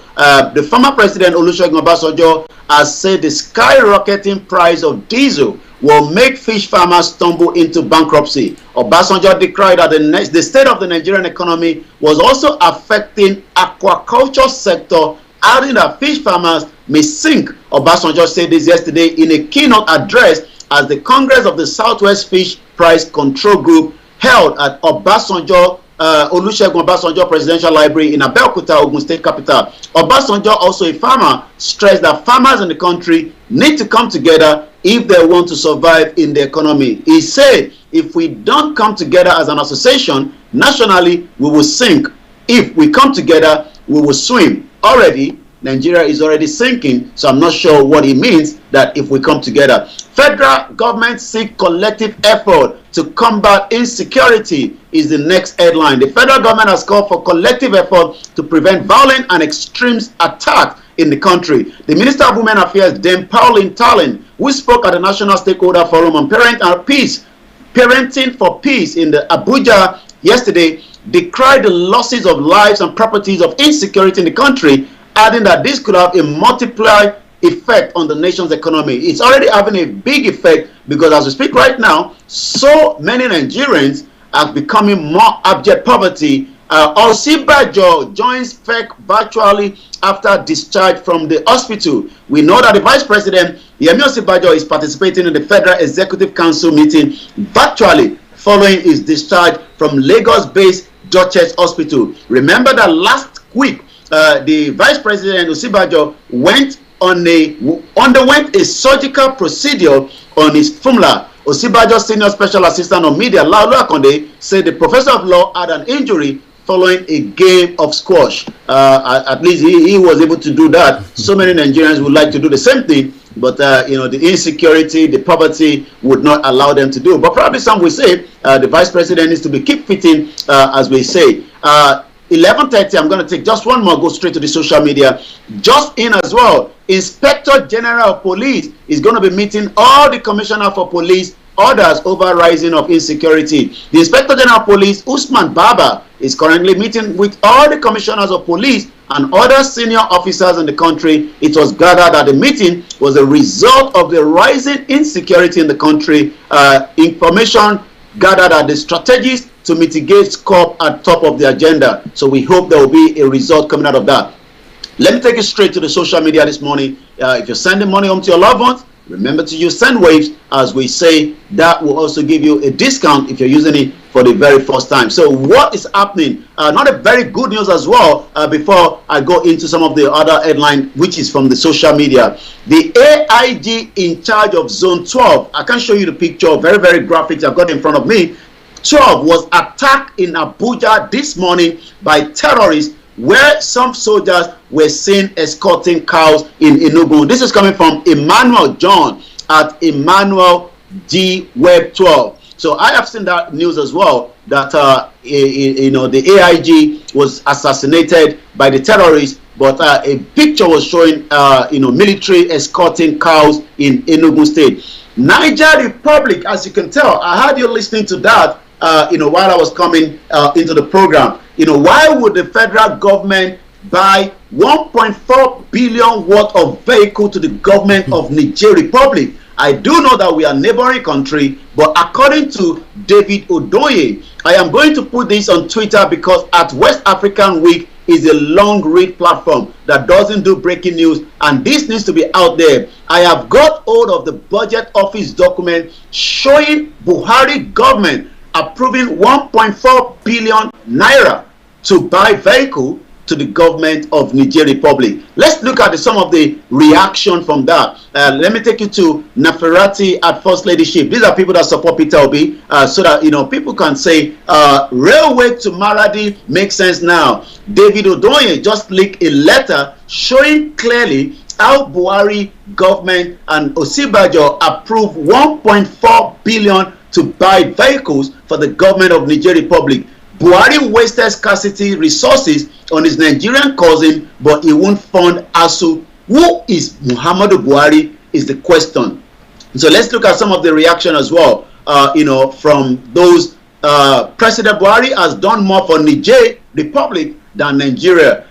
Again, in came Nnamdi Kanu said years back that Buhari in Aso Rock is not Nigerian, but from Niger Republic, and people thought he had gone mad. Some people wouldn't understand IPOB is not a real problem here. The Nigerian government is built on web of lies. Let's take a look at Shehu Gazi Zadik. So you can see that there's a lot of different ethnic groups reacting to this as well. So Shehu Gaza will be somebody from the northern part of Nigeria. Let's hear what he's saying on Twitter this morning at 11:33 a.m. on Starr Radio UK on your morning show. We have been saying that Buhari is not Nigerian. He's a Nigerian. Buhari has been spending our commonwealth on Niger Republic as exposed by David Odoye. We equally know that he got vote from Niger Republic in 2015 and 2019 elections. The next government must ensure Buhari, let me take it further because I think there's still more in there, must ensure Buhari returns every Nigerian money he looted and spent on Niger Republic. So quite a lot of reaction, but we will be discussing that later on during Niger Voices. So it's going to be, what do we know about, Buhari that there, and what do we know in terms of the relationship that the government can spend 1.4 billion naira of Nigerian money to a neighboring country while ASU has been on strike. The insecurity is there. More Nigerians are going into poverty line as well. So the last one says, you are a student, you have been at home for 6 months because of ASU, while we are funding the Niger Republic government, but you are still shouting Emilokon. Emilokon is the slogan of the APC, Bola Tinubu. My dear, you are not part of it. It is not your turn, but it's turn. Buhari is done shy. So you can see a lot of reaction to this explosive that just came out from David Odoye. And who is David Odoye? David Odoye himself is currently have to run for his life outside the country as we speak right now. He's the founder of the West African Week, also the preview of World Business Day Nigeria. Is a retired Hurricane 2022-2020 People Journalist Prize for Africa, and is also known for his brilliant investigative journalism that he's been doing, that eventually he had to flee the country for his safety after the NSAS 2 years ago, as so many people like that are now outside the country. He's not going to be the first person. There are still so many people that have left the country for one reason or the other because of the threat to their life. So the question again is, are journalists in Nigeria safe in reporting? And maybe that is why some of them continue to report the biased news that we will be able to report from here in the United Kingdom. Well, I know what they are doing. At times you do that, and then they try to get some of the social media. They try to tag you and they clip your weights on that. But we'll do what we have to do, because until the writing is done, we will not be quiet. But let me acknowledge a couple of people, and then I'll come to you quickly, Yomi. Okay, Shegun Solomon says good morning to you, my lovely brother, White Lion. Miss Gold says Nigeria is sinking already. It's gone. And Shegun says no more Nigeria again. Believe believe or you live it. And then Odua Tide says Echo Eto, and then Miss Gold said Odua Tide, welcome. Okay, yeah, so it's just welcoming today. Mike Buedu, thank you very much. Yes, we are doing our best to do the job. Share the broadcast with your friends and loved ones for us. Okay. Now, at what stage will the federal government introduce a state of emergency? You know, they can do that when there's a military coup or something of the sort. It just crapped up my mind, and I'm thinking, at what stage? Maybe they were waiting for it to get to that level, and then they will push that in. We know that when we were calling for these kidnappers and all those people to be labeled as terrorists, yeah, it took a long time. Now they seem to be looking at that, and then that means that whatever rules or that the military action that military has to take can be. But at what level do you, if you know from the top of your head, would the federal government not decide to take state of emergency? Even there is maybe there is what do you call it, curfew, will be monitoring. At what stage would they do that? Well, I mean, there is curfew at some point, that this government has put in place. But the question is, who and what state will allow, their state to become a state of emergency is the question. Most of the governors would not want their state, even though there is, terrorist rampage in some of those states, especially in the northeast and the northwest central, as we know. But most times, it will be difficult, if the government will have, the guts to do so and put in the measures. And the question again is, do we still have, a military that can take charge, to go after, these terrorists? Yes, we do have them, but the question is, the military itself is already compromised, and that then leads to the, agenda that a lot of those that believe that, if truly the country was meant to tackle the insecurity, it will have been done so, months and years back. But it now shows that there is, the military hierarchy that do not want this to end. And the whole idea is, an election is coming very soon. There is, Emilio Kon from the Southwest wants to take control. I'm talking about Bola Tinubu, because he believes that, the election is to come back to the Southwest. The North do not want power to go back to the Southwest and doesn't want to go back to the Southeast. There is more youth that are now going to get their PVC and say, we are tired of the PDP, we are tired of the APC, we will go for Peter Obi. But the question is, the northern elite, do not want power to go out of their control, because if the power go out of their control, there will be a lot of changes. There's no doubt about that. There will be a lot of things that will move around. But the question then goes back to, what do you do? It those that also now say the unity of this country is no longer valid, and the validity of this unity has already expired. And that self-determination is what we need. We want to reclaim back our right as the indigenous people of the country known as Nigeria. I was actually looking at, the Berlin conference that took place in, 1858.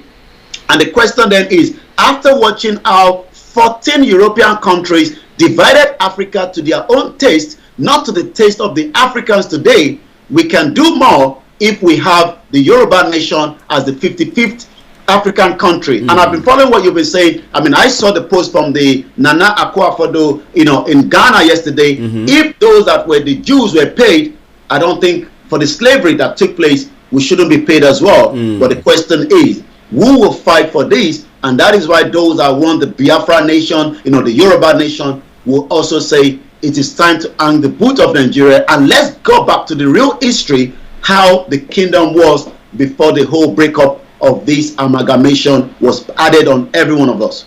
Do you think that if Peter Obi, assuming everybody, the youth, decide, okay, let's now divert our attention, because we know that we're trying to say they should give referendum, and the referendum is not coming, blah, blah, blah. Now, if the youth in the South decide to vote, everybody go out to go and vote to get Peter Obi in, Peter Obi might have a change of heart to say that, look, the Igbos want to leave. Let's see, do they really want to leave? Let's give them a chance. The Yorubas want to leave. Do you think Peter Obi will be somebody who is broad-minded, who can accept something of the sort, if it happens that way? Well, should we go back to history? Yes, we've seen countries that the prime minister came in. I'll try and remember the country. If not, I'll bring it back again tomorrow. Where the prime minister came in, allow a kind of a referendum and the breakup of the country for those indigenous that wanted to go.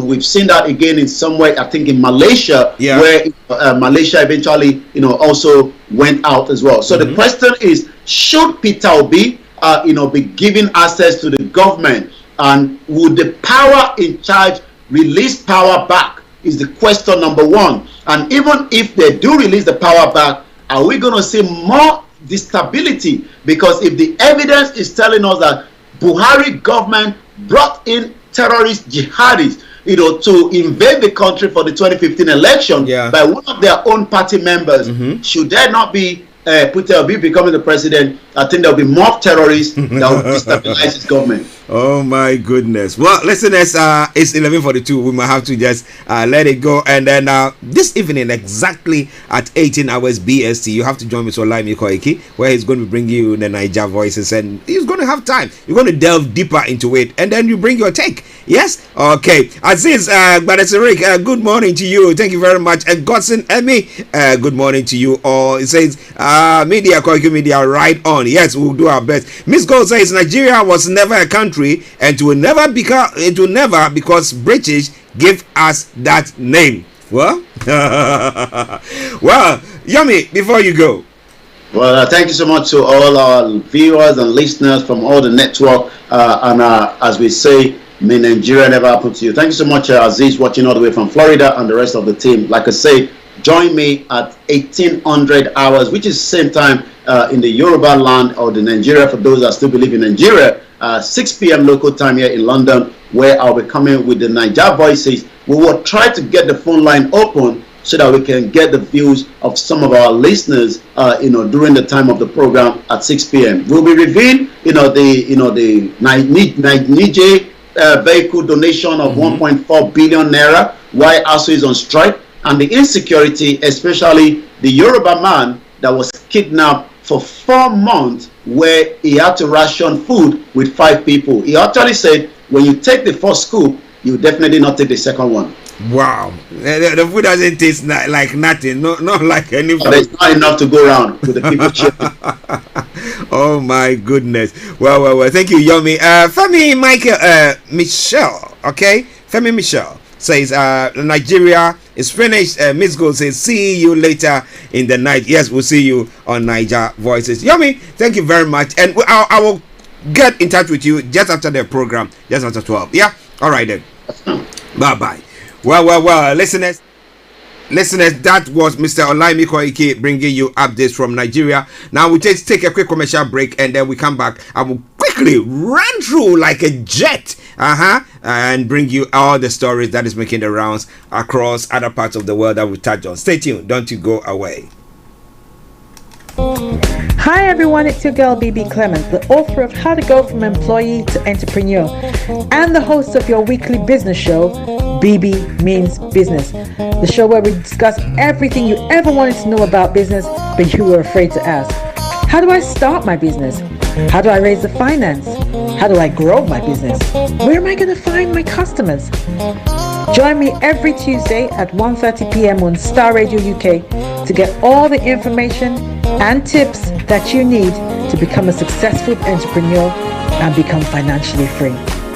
Remember, don't let life dictate to you. Rather, put your signature on life. Welcome back to the show, Star Radio UK, your favorite African and Caribbean radio station in London. All of you on the Facebook transmission, I say thank you very much. Those of you on the YouTube as well, I salute each and every one of you. But remember, as I said, join me Olayomi this evening exactly at 18 hours BST, British Summer Time. That is GMT +1. Okay. Now, let me just take you deeper into some of the other stories that we've looked at this morning. Okay, just bear with me. All right then. So let's quickly look at what is happening in Ghana. Now, Honyanuga is to sit on Tuesdays so he can dispose of Opuni's Gongo case. Let me bring you details of that story. Now, on the Justice Clemens Honyanuga, who retired in September this year, has said he will be sitting on Tuesdays in addition to the normal sitting days to hear the 271 million Ghana cedis financial loss case involving the former CEO of the Ghana Cocoa Board, Dr. Stephen Kwabena Opuni, and the businessman Saidu Agongo, so he can conclude the matter early. The Supreme Court judge who has been sitting on the case as an additional High Court judge told the court on Thursday, 28th of July 2022, in pursuant to Article 112, subsection 2 of the Constitution 1992, the Chief Justice has granted me a limited time to conclude this case. In the circumstances, this court shall, in addition, sit on Tuesdays at 11 a.m. for early disposal of this 4-year-old case. In view of the pending vacation, the case is adjourned to October 3, 2022 at 10 a.m. for continuation. Well, so come October 3, they're going to be resuming for the hearing of that case. But couldn't the Chief Justice get another person to sit on the case? Well, okay, and still in Ghana, well, Nana Addo has nominated Lariba Zuwera as a gender minister designate. Now, Lariba Zuwera, President Kufuor Addo has nominated the member of parliament for Wale Lariba Zuwera Abudu as minister designate for gender, children and social protection. The president has also nominated member of parliament for Kwabre East, Francisca Oting Mensah, as deputy minister designate for gender, children and social protection. The appointment is subject to the approval of parliament. Well, will they go through Lariba Zuwera Abudu replaces Sarah Joasafo, who was recently sacked by the president. The decision by the president came during a hot debate by parliament on a continuous stay in the house after absenting herself from parliament for more than 15 sitting days without approval from the speaker. It is all coming your way from Star Radio UK, your favorite African and Caribbean radio station in London. Now, moving on straight to one other story. Well, predictions. Now, 2024 election will be bloody. Jubilee House could be attacked. Owusu Bempah prophesizes. The founder and leader of the Glorious World Power Ministries International, Reverend Isaac Owusu Bempah, has prophesied that the 2024 elections will be marred by deadly violence. According to him, there are angels from the devil in the spiritual realm who intend to use the ensuing elections to destabilize the peace and tranquility the country enjoys. In an interview, Reverend Owusu Bempah advised that the public should be focused on praying to avert the impending catastrophe rather than on who wins the election. He also admonished politicians to prioritize the peace of the country, the peace the country enjoys over their parochial interests of winning power, as a war-torn country will be difficult to govern. Well, he said it, but the question is it going to be called? Is it going to be invited by the security agencies for more details about what he saw and what he reckons is going to be? What do you think? Is all Star ready? Okay, 10 minutes to the top of the hour, so we are rushing through to look at some of the other stories making the rounds. Now, what do you think about the statement that the Ghana president made on Monday pertaining to reparation for Africans for the tap slave trade? Do you think that is something that needs to be done? Do you think? And the question is, which countries are going to benefit from it? Is it Ghana where and Nigeria where they were the call it, what do we call it, the shipping points or the exit points for the slave trade? Well, we'll be looking more into that. One other story that I need to bring your way before we move on. Yesterday, I did talk about the Guinean election that took place, but two leaders of a collective that organized demonstrations that left 5 people dead, according to the Justice Minister, were charged and imprisoned after appearing on Monday before examining magistrate at a court in a suburb of Conakry. On Thursday and Friday, bloody demonstrations against the junta banned by the authorities resulted in 5 dead and many injured civilians and soldiers, and significant material damage, according to a statement Monday by former prosecutor Alphonse Charles Wright. The junta, chaired by Colonel Mamadi Doumbouya, who overthrew President Alpha Conde on the 5th of September, requestioned the army of the maintenance of order and proceeded Friday and Saturday to dozens of arrests, among them those of Omar Sila alias Fonike Mangu and Ibrahim Diallo, 2 leaders of the National Front of the Defense of the Constitution, a coalition of parties, trade unions and civil societies organizations were behind the demonstration. The 2 men, heard in the afternoon by an investigating judge, were charged with participation in prohibited gathering, looting, destruction of public and private property, assault and battery, and imprisoned in the civil prison of Conakry. It says that Saiku Yaya Barry, executive secretary of the Union of Republicans Forces of former Prime Minister Sidia Toure, was also charged and imprisoned. 9 young people were also prosecuted for the same offenses. It's all coming away from Starr Radio UK. Let me take this opportunity to say good morning to my friend and my brother, Mr. Eric Nanesedu Morton, aka Dr. Morton. How are you doing? I hope the family is doing good as well. Thank you very much for joining us on the Facebook. But all right then. Now let's move on to the final segments of this program, since we are bringing the program to a close exactly in the next 7 minutes. Well, in other parts of the world, Nancy Pelosi's visit to Taiwan, yes, has ruffled the feathers of the Chinese.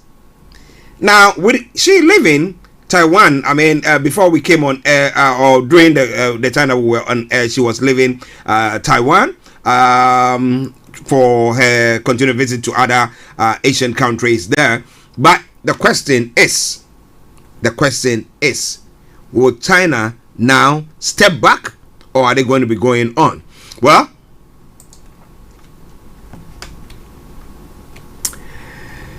for Taiwan, this trip by Nancy Pelosi is about support, but also legitimacy. Now, Taiwan needs American support, military and otherwise, but it craves legitimacy. It craves recognition. This is not some renegade province, as Beijing calls it, but a proud country with its own democratic government and a determination to keep it that way. This is why a visit by the Speaker of the House of Representatives means so much. America is what Taiwan looks up to, not China. So you can see it is in the excited way. We can see it in the excited way. Miss Pelosi arrival here is being reported on Taiwan, many TV news channels, but it's ruffled the feathers of the Chinese. So what do you think the Chinese are going to do now? Now, Chinese Foreign Minister Wang Yi made several strongly worded statements during Pelosi's trip to Taiwan, accusing U.S. politicians of playing with fire.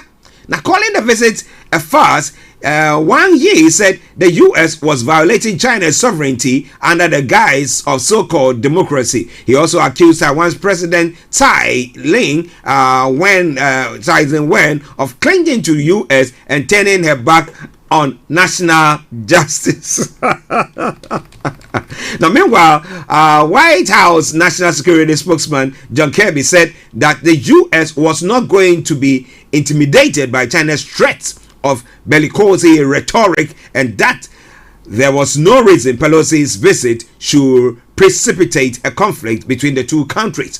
Kirby also warned that China might engage in economic coercion towards Taiwan and said the US and China relation would depend on Chinese behavior and actions going forward. And what do you think? Omodua Nimi says, God bless Yoruba Nation. Thank you very much for joining us, those of you on the YouTube channel as well. Thank you very much. The numerous people there. Thank you. I really appreciate your support. Share the broadcast and subscribe to our YouTube page. And every time we are on, you will not miss a thing there. Share it with your friends and loved ones as you are doing so on the Facebook as well. It is Starr Radio UK. It is your favorite African and Caribbean radio station in London. One other story, a couple of stories from the UK front, and then we bring the program to a close. Now, my namesake. Yesterday night I was talking to I was at home with the missus and the family. I was telling them I need to organize all the Archies. We're going to go on demonstration.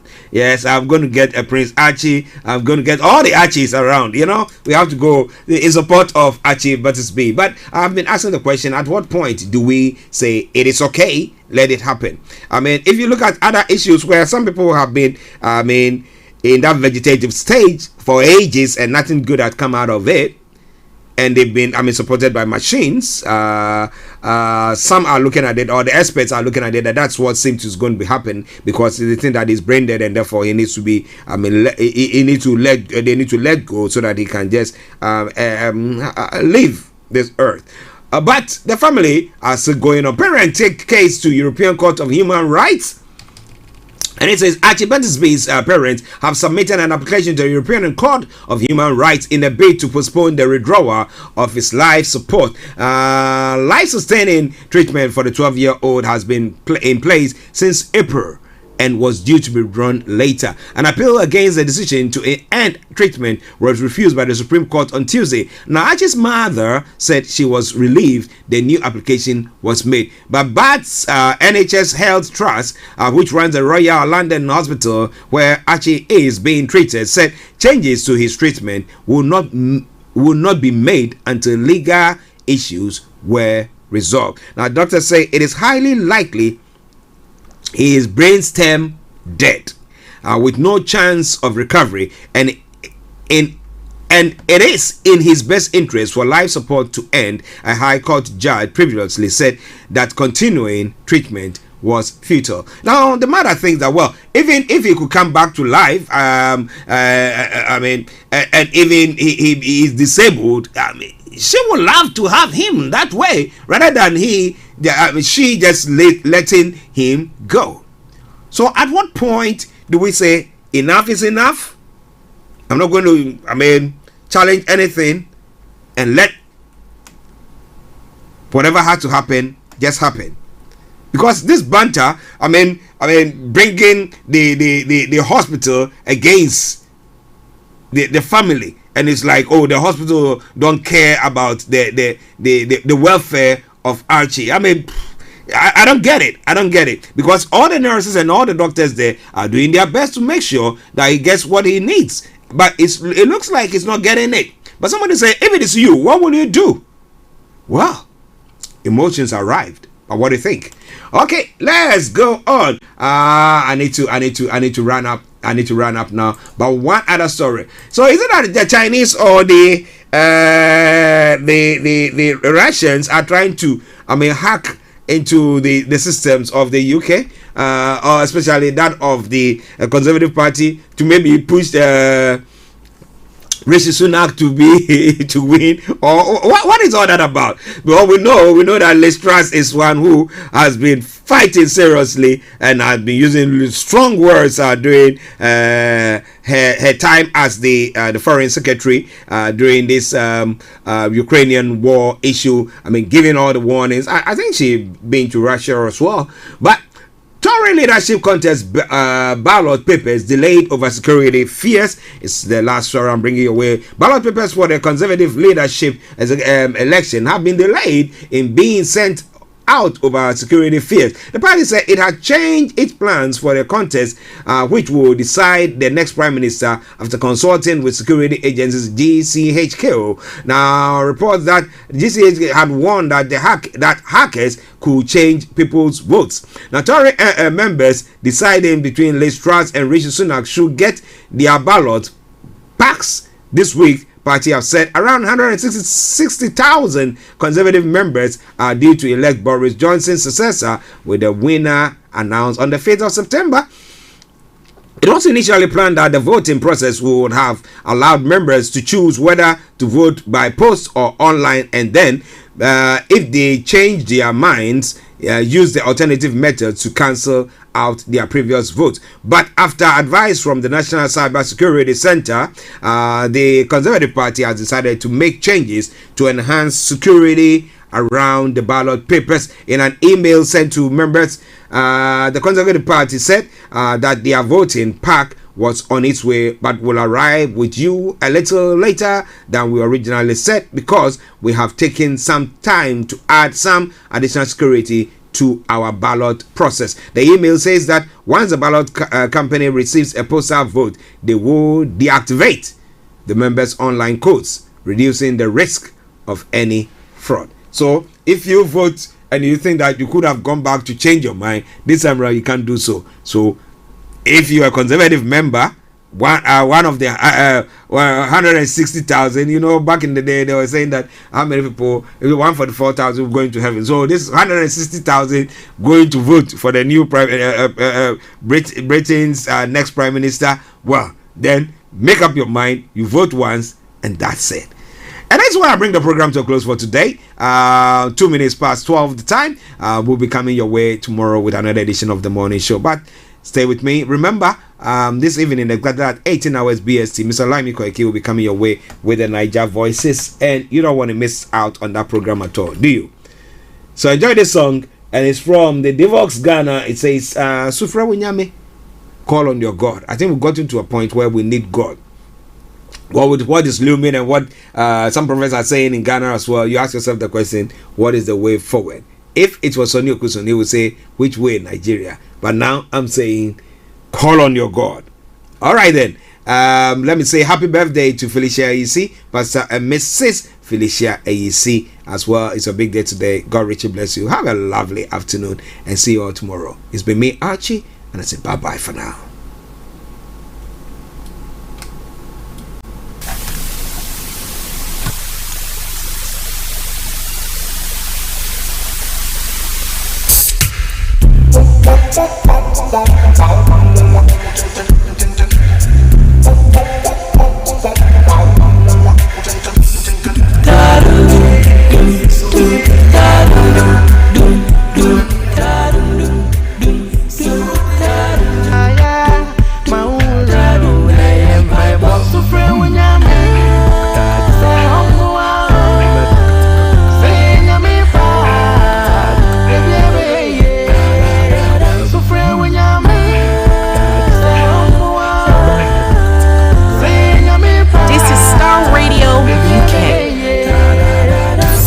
Thanks for listening.